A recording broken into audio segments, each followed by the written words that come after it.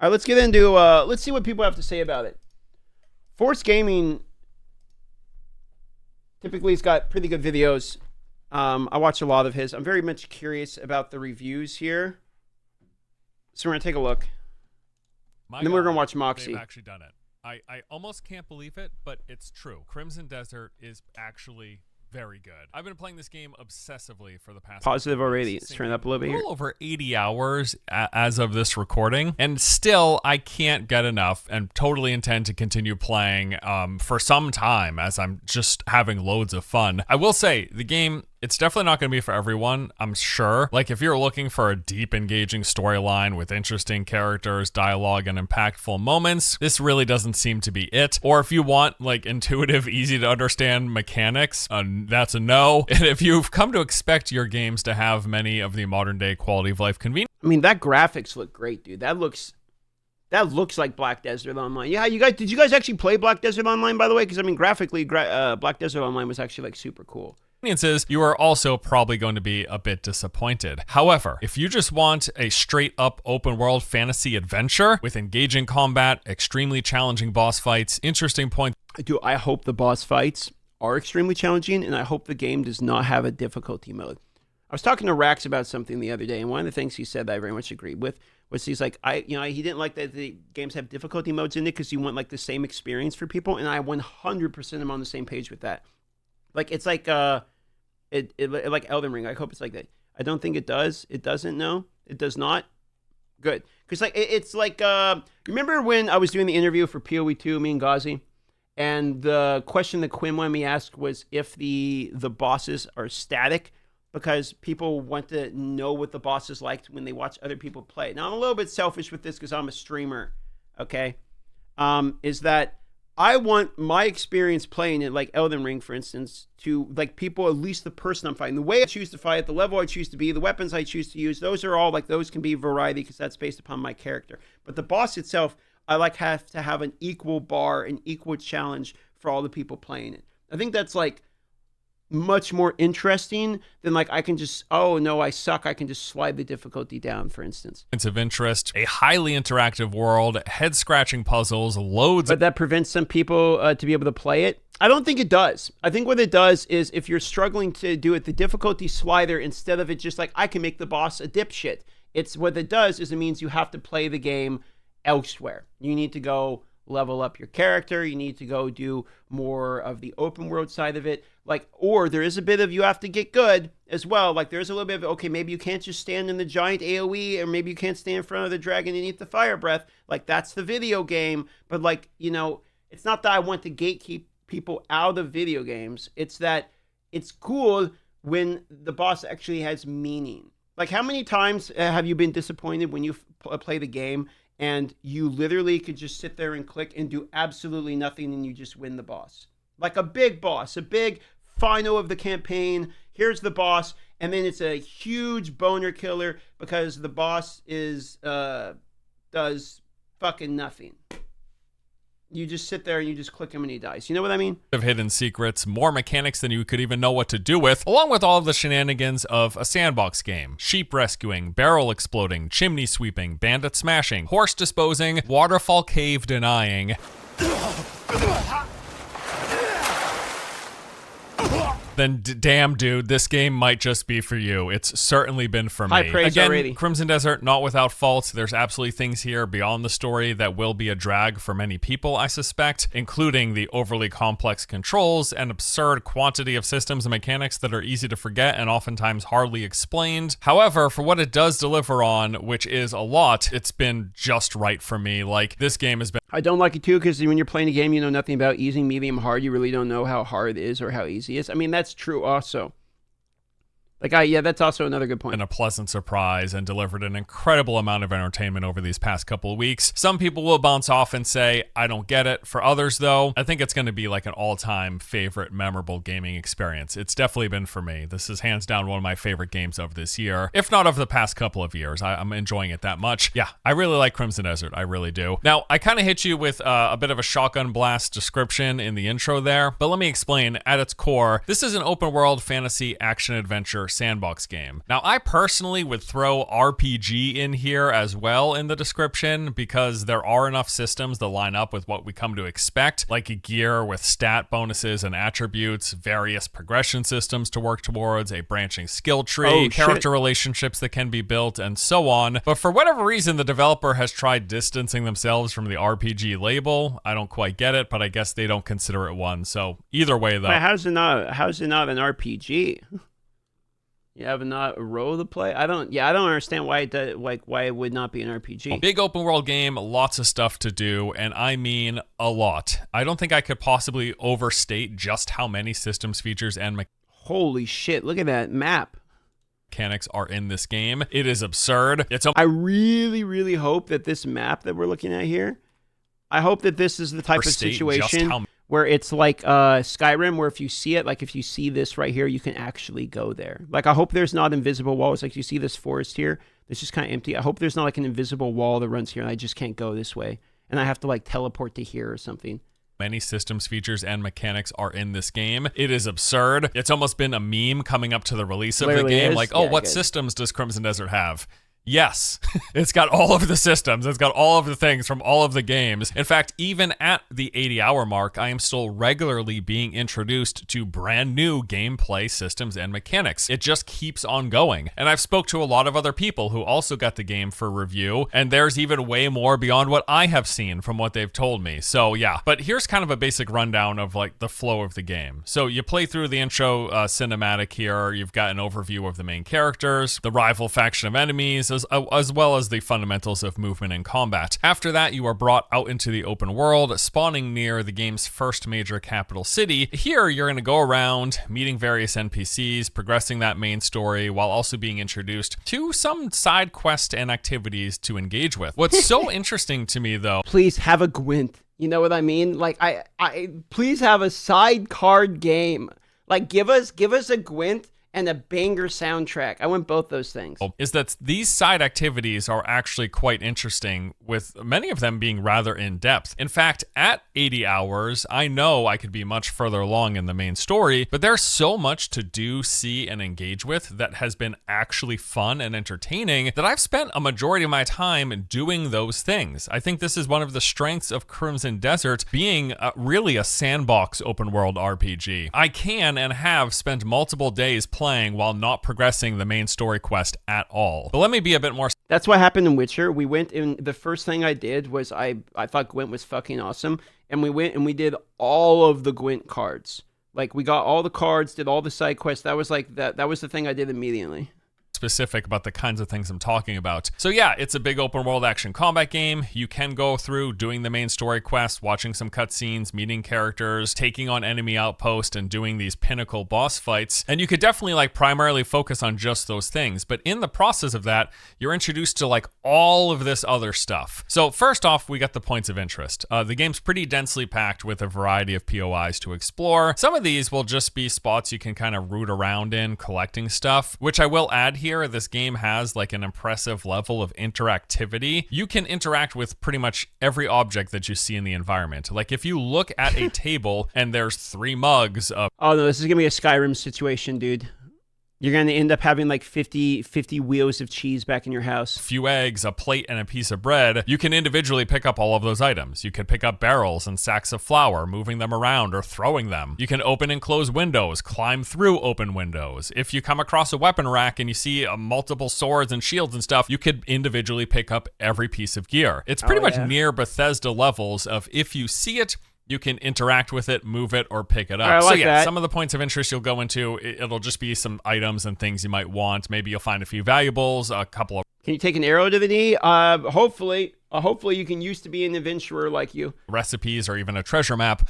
Awesome. Other points of interest might be crafting related. So you're going to come across places like a ranch, a quarry, a mill, a fishing dock. And here there will be an NPC you can engage with to learn recipes or purchase things for the professions, as well as practicing the profession. Like there's literally an area by the river where you go to dye your clothes. If you want to change your cosmetic thing, you're going there. You're not just doing it from a menu. You're physically going to the clothes dyeing location, which fashion souls. The end game is going to be fashion, as is tradition. As it would make sense to be, it's right by the water because you need the dyeing to be by the water. You mix it, you dye it, you drain it, you rinse it out, whatever. I don't know. I'm not a clothes dyeing expert, but I believe they're by water, right? And then you've got all those things like caves, ruins, temples, and other ancient structures oftentimes built into the environment. A lot of these areas are going to have hidden secrets worthy of uncovering. In fact, much of the best gear that I've found and am using has been from solving puzzles in places like these. And then you've got all of the military-related points of interest, like the watchtowers, the camps, Are you guys getting like mild Breath of the Wild types of vibes from this? Like he brings up puzzles a lot, and you know, isn't there a percentage of which Balaron, thanks for the tier 1, appreciate that. Are you getting like some Breath of the Wild type of? Yeah, I'm getting a bit of that, right? forts and the strongholds. Early on, these are going to be filled with one of the various enemy factions, and I say one because there are many of these. In fact, there is this entire Game of Thrones style faction system with each faction. Is that the map? Holy shit, dude. Vying for control of zones, and this actually applies to individual points of interest. So for example, there is a fishing dock right next to the starting city. Early on, I went there, I did some fishing for cooking up food, then I left to go do other stuff. What I didn't realize at the time was that the Bleed Bandit faction was encroaching closer and closer to town, capturing points of interest. And eventually they... You know what it is? Because I'm sitting here thinking, I saw that map and I was like, you know what it is? Like, I realized why people get so hyped for these things. Because sometimes I'm like, why everyone always gets so hyped? You always get let down. But I think everyone wants to be right there at that moment to relive another game launch like Skyrim. You know what I mean? It's like everyone wants to be part of like the I was there when you have another staple game. Like everyone wants the game to be that game. In 10 years, we go back and tell our friends, did you ever play Crimson Desert? No, you have to look like I did with Gauzy, with Factorio. No, we want you to go, like you have to go try Crimson Desert. Like I played it back in the day. It was one of the best launches of all time. I think it's so much like Cope is like everyone just wants another one to add in like, we got another one of the 5. You know what I mean? We got another one of the top games that I played. That was like one of my favorite experiences. Everyone's hoping that this is, it's not that it's the viewers shield for it, I think. It's that everyone's just really hoping they get another Cyberpunk type of experience. So hopefully without the technical issues. I mean, Cyberpunk for me was like absolutely top tier, but that was later on. You know what I mean? Like it took a bit to get there. Took over and captured that fishing dock. So literally, I would open the map and see that the dock was controlled by the bandits. Going there, I found 30 bandits just wandering around. I had to eliminate them, thus reclaiming the point of interest for my faction and allowing me to fish peacefully, essentially. So in order to stop that from happening again, what I had to do was then go to other nearby points of interest that the 5. bandits Thanks, had bud. control of and take them out. If not, they would have kept encroaching closer and closer to town, taking over more points of interest. Now, I'm not exactly 100% sure of the exact mechanics of this system, but what it seems like is that there are these primary locations, be it a fort or a camp, that acts as like their stronghold and they flow out from. In fact, when you click on some of these areas, you're going to see connecting lines to nearby points of interest. Wait, is this like by their camps in Factorio? Like you have to go clear them out, or the bandits will spawn like waves to come harass you? Am I hearing this properly? That I presume those are the areas that they can eventually take over if they're not stopped. So yeah, just going around this game's many points of interest, exploring, fighting, solving puzzles, collecting gear. I'll spend days just doing this and not even touching the main story quest. Oh, and I want to add here as well, I don't know if I've already said this, but 80 hours, I only have about 1/4 of the map revealed. 80 hours. So you tell me I could do a 24-hour stream and we're unironically going to not be out of the tutorial.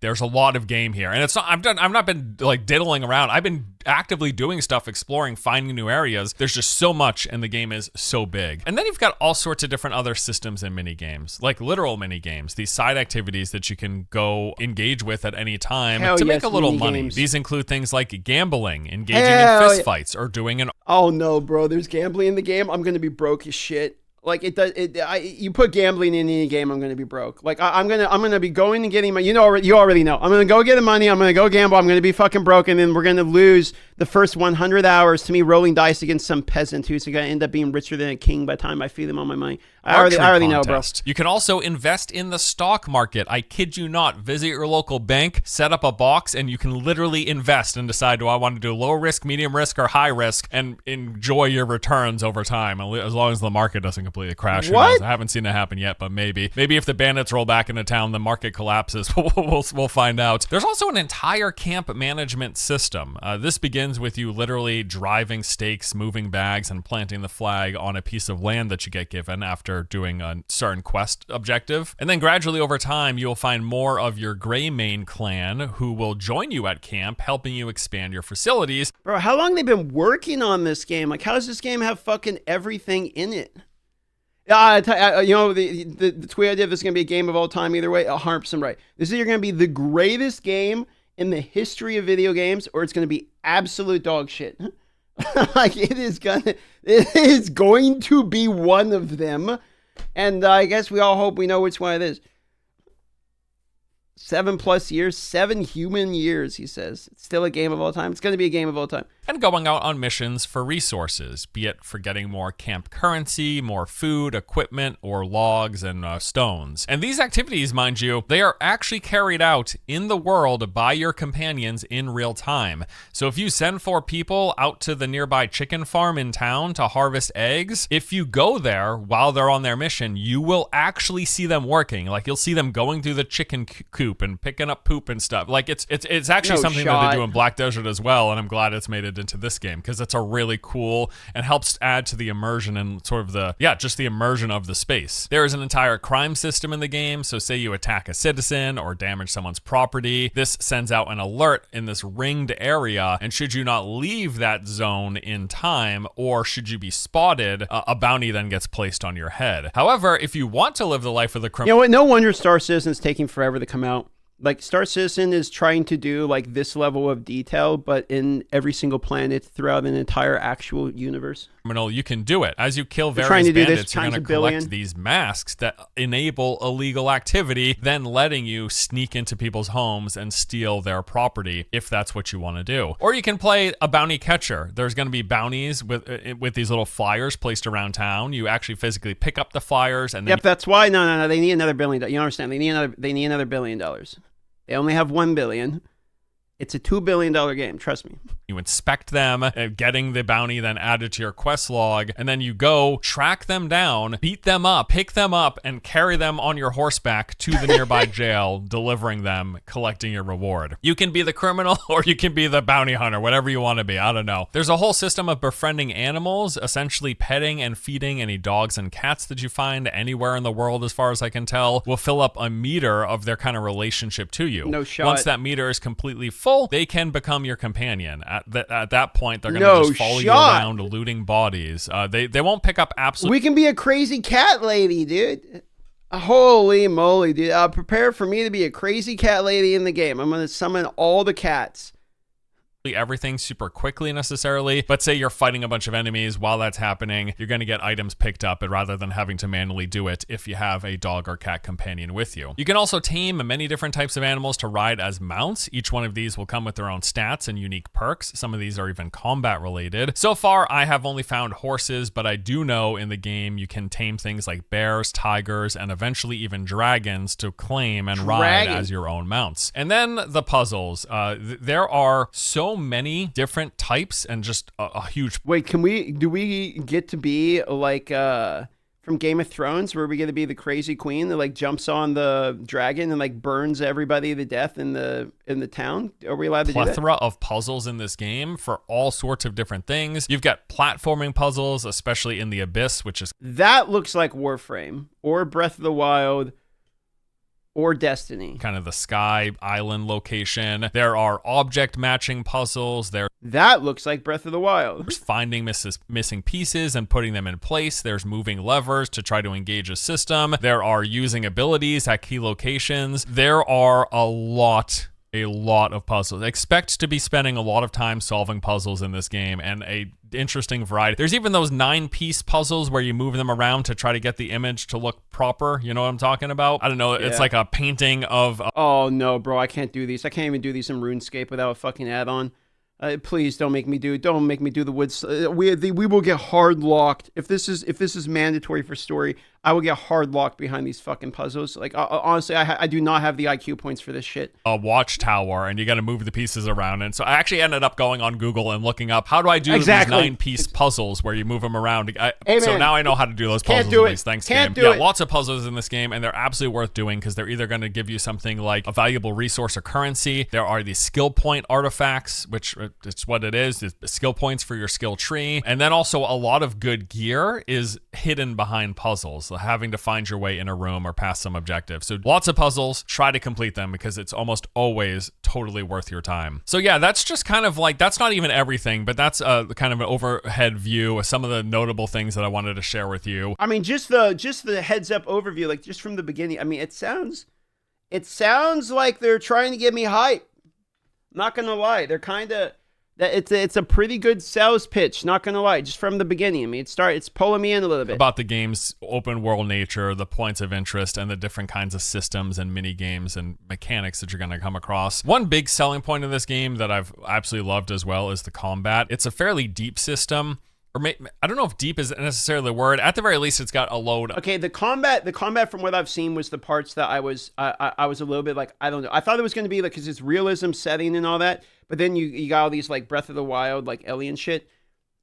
But the combat was the part I was kind of like, I mean, there's like laser beams and fucking Kamehamehas and like dragons and a fucking mech warrior. So like the combat, that's the part I'm kind of like, I'm not sold on yet. So I'm super curious to see what he's going to say about the actual combat. Variety. There's probably actually far more options of how you can engage in the enemy than are even necessary most of the time. But I really like it for that fact. I went through and counted actually, and there's over 50 different types of attacks that you can do. It's kind of hilarious. So beyond all of the individual basic attacks, you know, you've got your sword and board or whatever weapon that you're using, because you can use a variety of weapons. It's not just sword and shield. There's a variety of two hands and a variety of different one hands that you can use. But you've got all your basic light and heavy attack combos and alternating between them. Like there's a 3 attack combo chain for light, 1 for heavy, and then you can change them and then you can hold them both together. But then there's also all of these contextual abilities as well, where depending on the situation, what the enemy is doing, whether you're blocking, whether they adjust attacked or whatever, all these variations. And then there's an entire system of kind of like wrestling where you can clothesline, you can drop kick, you can pick up and toss people around, you can kick them, you can roundhouse kick. You can actually just play like a monk brawler if you want. There's literally an option to drop your melee weapon and just fisticuffs. And then that has its own variations of attacks as well. So there's probably actually many over 50 types of attacks. I'm like trying to fight the urge to once again become a two-handed great axe Andy and just run around with a two-handed great axe. Like I might,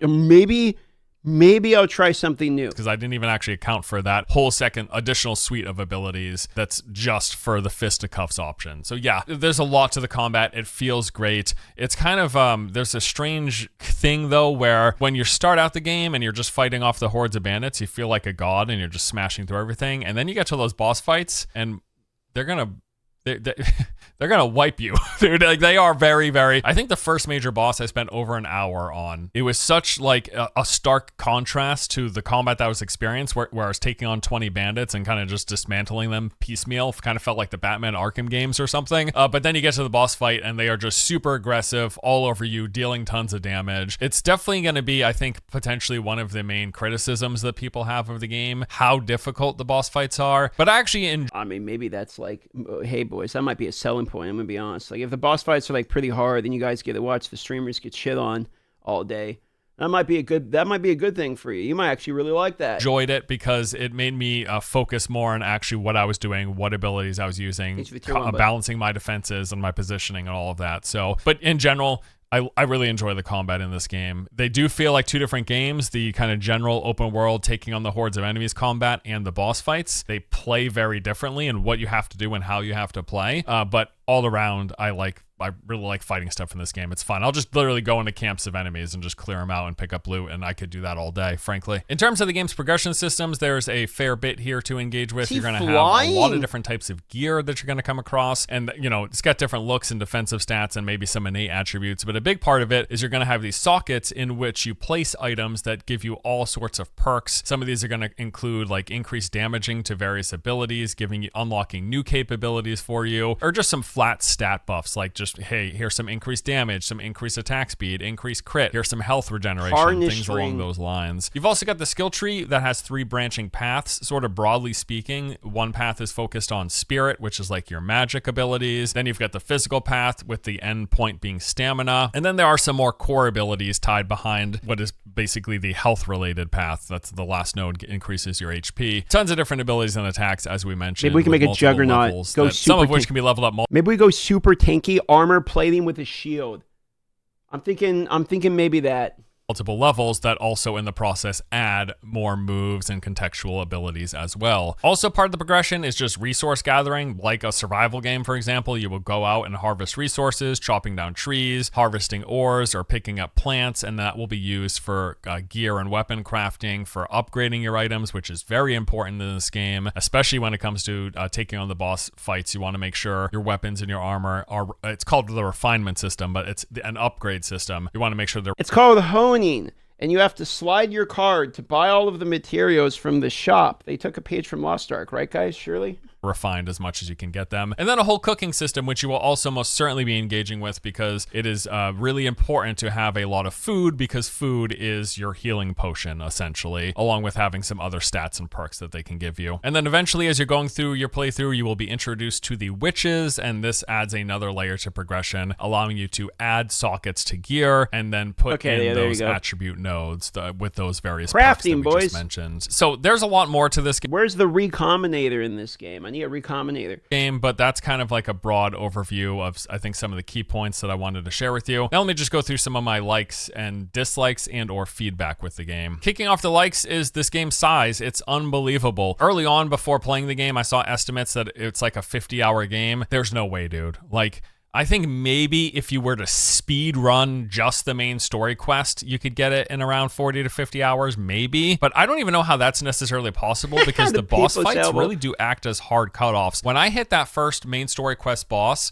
I had to spend some hours prepping for that fight, because I just wasn't, I was dying way too quickly and I wasn't doing enough damage. So I had to go harvest resources, refine, upgrade my gear, get some new gear pieces, and then also spend some time making sure I had enough consumables to heal myself enough to survive the fight. So people saying they're getting through this game in 50 hours. Again, those were like pre-release estimates for some quotes from the devs or something. I literally don't know how it's possible. I am at 80 hours.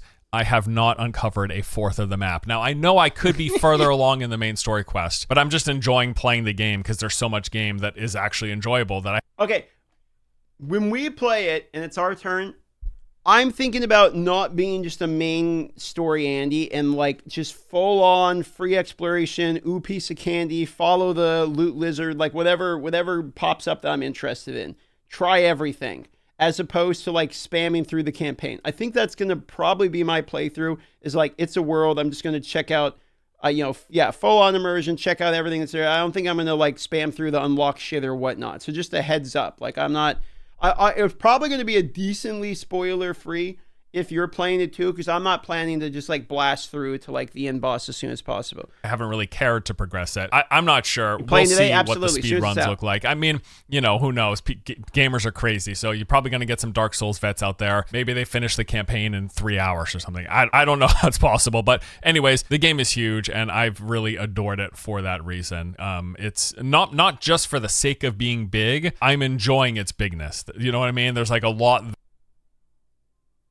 there that's literally enjoyable to engage with. The whole thing is very engrossing and immersive as well. It really does feel like a great epic fantasy adventure, with the exploration, the level of interaction with the world, all of the different points of interest, the things to discover. I mean, there's just literally stuff to do, find, see, and interact with everywhere. The pacing also is slow, but I do find this in a good way. Like, I'm not blitzing through the space. It's made my time in the game that much more memorable. In fact, I spent around my first 10 hours literally just kind of hovering around that starter city. There was a lot to explore, going through the city, exploring it, but then also going to nearby camps, maybe taking out some bandits, learning about new mechanics. I'd do some of that, then return back to town. I learned about the bounty system. Then I went out and hunted down a few targets, went back to town, collected my reward. Then I learned about gear upgrades, and I did some of that. Bounty Hunter DM incoming.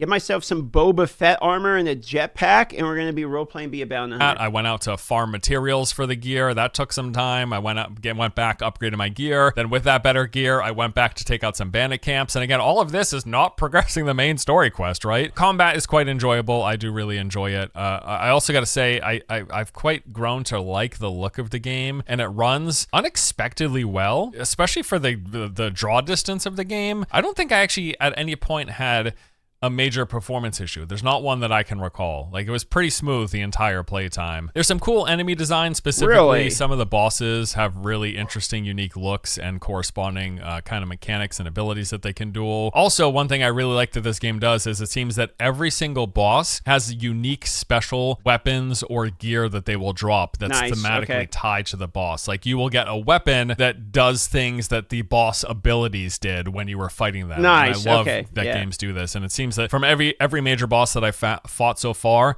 this has been the case, and I really, really like that. Also, as mentioned before, bosses are seriously difficult. They've got multiple phases. It's been 3 phases every time that I've fought one of the major bosses, and they pretty much get increasingly harder as you go throughout. Some of these took me well over an hour for sure. I think these will definitely be progression blockades for... Okay.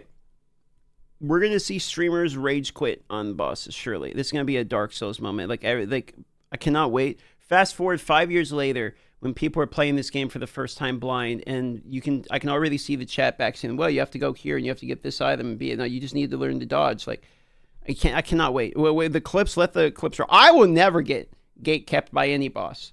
I will defeat every boss. It will be no problem. Most of the chat is going to be spamming, "Wow, I didn't know he was this good at games." That would never happen to me.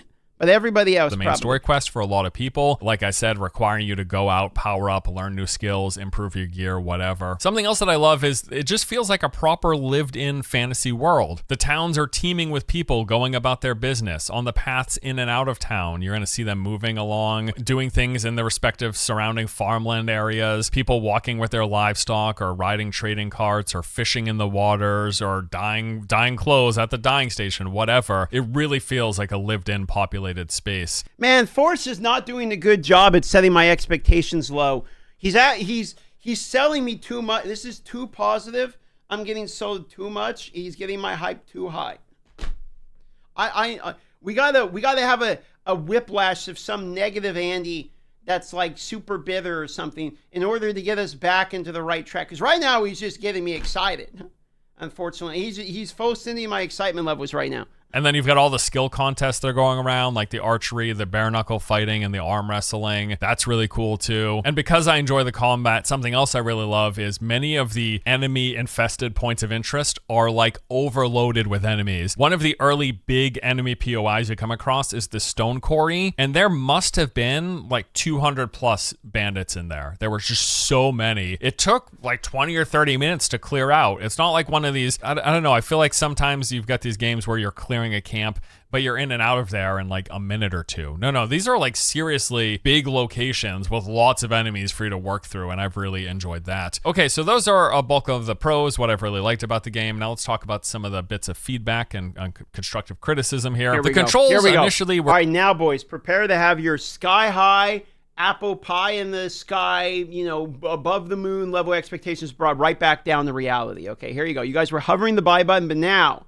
he's going to bring back the balance and back to earth, snap back to reality. Right? Very, very awkward. Now, I got used to this. I actually ended up swapping to mouse and keyboard, and just right off the rip, I enjoyed it more than the gamepad controls. Even then, there's a few kind of strange extra inputs than you might expect. So, for example, if you want to interact with an NPC, it's actually several button inputs that you have to do. You have to walk up to them, and you have to hold down kind of the inspect button, and then that shows up a sub menu of different things you can do, which is like greet them, give them a gift, or engage with them so you can see their menu, and then you engage with them, and then there's another sub menu that pops up, and then you engage with that sub menu. So to go up and like talk to an NPC or like engage with the blacksmith or whatever, you're looking at like 4 or 5 button pushes before you get to the thing you want to do, rather than just like walking up and hitting E or something and then you're in the menu. On mouse. It's multiple. So, and that felt even more cumbersome on the gamepad. So I think awkward controls, I mean, it's something you saw a lot of in the previews, and I expect people will also bring it up on the full release. Inventory space was a nightmare initially. Now they did end up partway through the review process, like I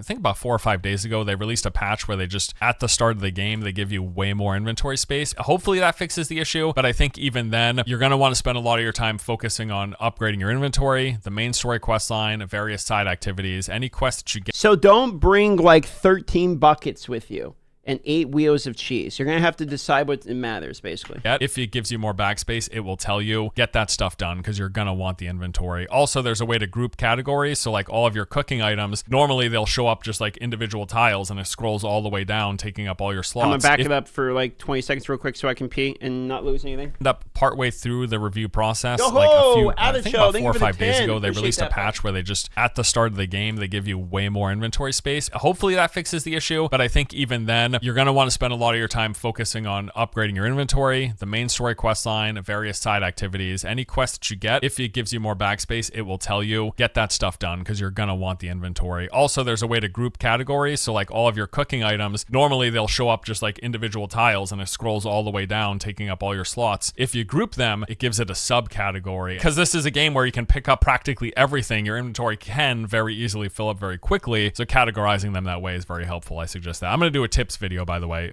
the day after this goes live, so you can check out that with some of these bits of advice. You know, if you know me, I'm not much of a big narrative guy, but I gotta say, even with that being the case, I found so much of the dialogue that takes place in this game very odd and very unnatural sounding. I don't know that I'm gonna say I think it's AI dialogue. I think it's probably, if nothing else, just kind of a lost in translation sort of thing, but kind of the pacing and the delivery of a lot of the voice lines and the dialogue between characters, it's just very strange, right? Okay. It's not a huge deal, but I just want to point out, we'll keep an eye out for that also. very, very strange. Voice Now, acting playing on the matters mouse to me, and it seems. keyboard, there's some obvious keybind shortcuts that just don't exist. So you know how most, if you're playing an open world RPG, you want to open the map, you hit M. You want to open your inventory, you hit I. That's not an option. Literally, there's not even the option to bind any of those things. You have to, again, do multiple input. You have to like hold down escape, scroll with a mouse wheel on the side menu about which sub menu category you want, and then engage with it. Or if you just tab escape, it's going to bring up the menu, and then you click on, you click on your inventory, you click on your skills. But there aren't keybinds that you would expect there to be keybinds, shortcuts to menus and systems. That just it's literally not in the game. Like I cannot bind to open up my map with M. There was no option. Yeah, that's super weird. Not gonna lie, that's super weird.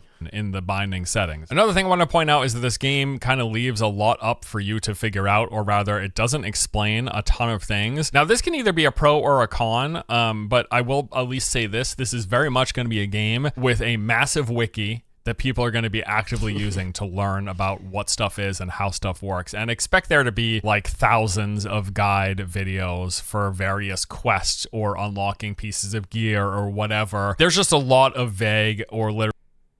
Okay, so like if it's unintuitive, that's one thing, but not having everything like blatantly showcased is kind of good in open world games a bit. I say a bit because the hype you guys feel right now, right? Like the game's about to come out. We're all sitting here waiting.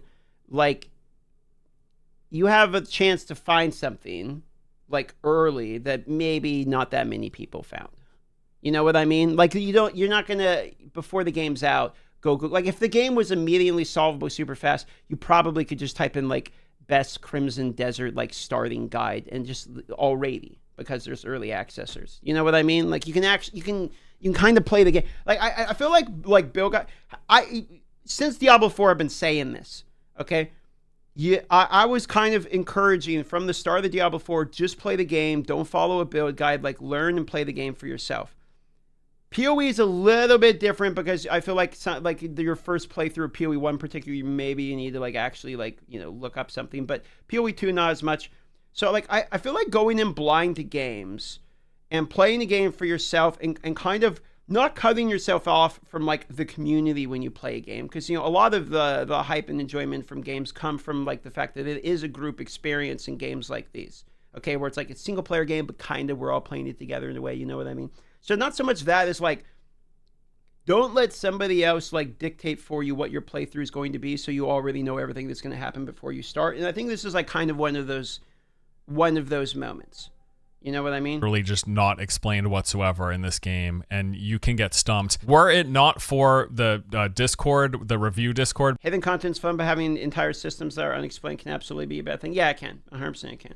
Like, I'm not more talking like things hidden in the world as opposed to like, oh, you didn't know that you have an actual skill tree. Yeah, obviously. Basically, where people are sharing bits of information and asking questions and helping each other. I would have been stuck at many different locations for way longer than I was. Now, part of that can be a lot of fun, and I try to figure stuff out as much as possible. But if I was stuck on a puzzle for an hour, I just asked people like, yo, guys, what do I do? And sometimes it's the answer was very unintuitive and probably something I almost would have never figured out myself. So yeah, this is one of those games. The game has fast travel things, but you actually have to go find them manually, and I really enjoy that. But probably my biggest complaint about them is they're placed awkwardly. So even though there's a fast travel for the main starting city, but it's like right on the outside of town, and it's in a divot, so that every time you fast travel to the city, you pretty much have to get back on your horse and actually ride into town, rather than the fast travel being conveniently located in the city. Similarly, there are fast travel location for your camp when you eventually set up the Greymane camp and you got all your companions there and whatnot.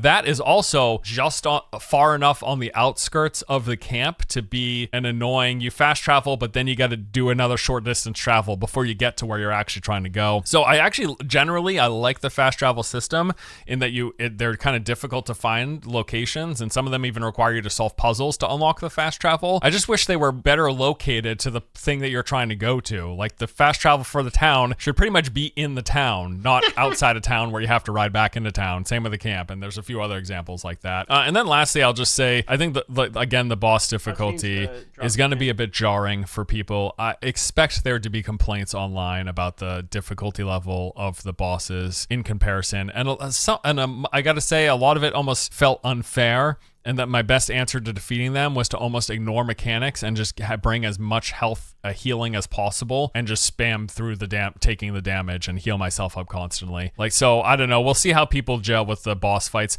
I enjoyed the challenge, but it's definitely quite jarring, I will say that. All right, and I'm gonna wrap up this video by saying this. While I was playing for review, initially I found myself kind of in the mindset of wanting to rush through the game and finish the main story quest as quickly as I could. But honestly, I ended up realizing I was just having so much more fun just doing whatever I wanted because of the sandbox nature and how big the game is, and the thousands of systems and all of the different exploration and the puzzle solving and enjoying the combat and going through the points of interest, working with the camp and helping my comrades with their missions and all that. I just really enjoyed taking my time in this game. So I don't even care that I've not finished the main story quest, because I've played for 80 hours and I'm having a hell of a time, and I'm still looking forward to playing more. The game is so expansive that just when you think you've played it all and seen everything there is to see, you get introduced to something brand new. He looks like fucking Batman right there, dude.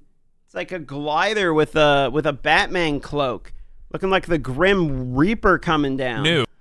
50, 60, 80 plus hours in. I mean, I'm still constantly being introduced to new game systems and mechanics. I didn't even start learning about the camp thing, which is a big part of the gameplay loop, until like the 20-hour mark. I was introduced to it. It was crazy. And lastly, every day, I just keep wanting to log in and play more, go further, and see what else the game has. In fact, the worst part about putting this video together is I'm not playing the game right now. So yeah, I'm gonna jump back in. I'll be playing some more Crimson Desert. I took a bit of a break from my streaming because I was playing this pretty much the past couple of weeks, but I'm gonna return to it now that the game's out. I'll keep on playing, so you can catch me on stream if you want. But that's all for the review. Hope you guys enjoyed the video. Hope you found it informative That's a good and helpful. review. And yeah, that's it. Again, this game won't be for everyone. I think some people are legitimately just gonna hate it and totally not get it, but I freaking love it. I've had a total blast, and this is great. Like, probably one of my favorite games this year for sure, if not the past couple of years. I mean, either way, it's up there. It doesn't have to be number one or not. It's really great. I love it. Having a blast. I like it. Crimson Desert, good. Definitely recommend it. That's all for today. Thanks for watching, guys. I'll see you in the next one. Right? Take it easy.